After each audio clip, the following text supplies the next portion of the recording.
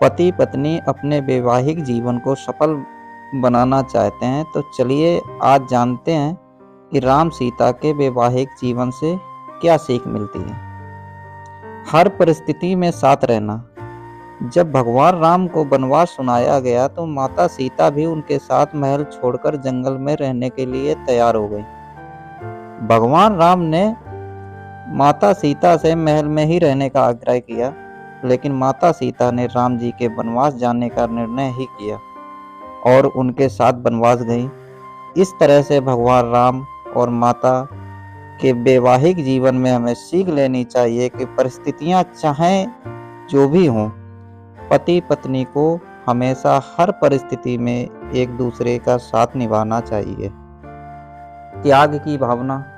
माता सीता राजा जनक की पुत्री थी। उन्होंने बचपन से ही अपना जीवन महल में बिताया था। विवाह के पश्चात भी वह जनकपुरी से अयोध्या आईं, परंतु उन्होंने भगवान राम के लिए सभी सुखों का त्याग कर दिया और उनके साथ वन में जाने का निर्णय लिया।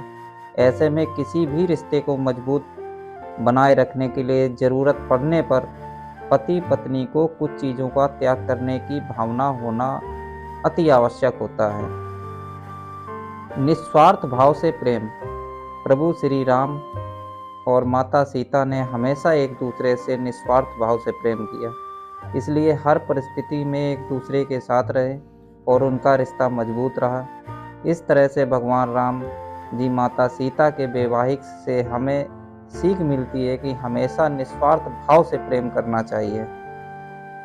पतिव्रता और पत्नीव्रता।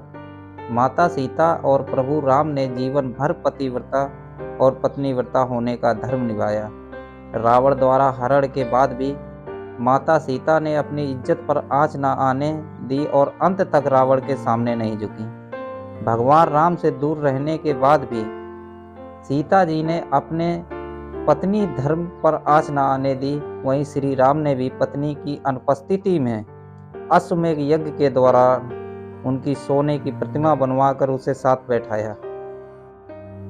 एक राजा होते हुए भी उन्होंने पत्नी सीता के दूर जाने के बाद भी दूसरी स्त्री से विवाह नहीं किया।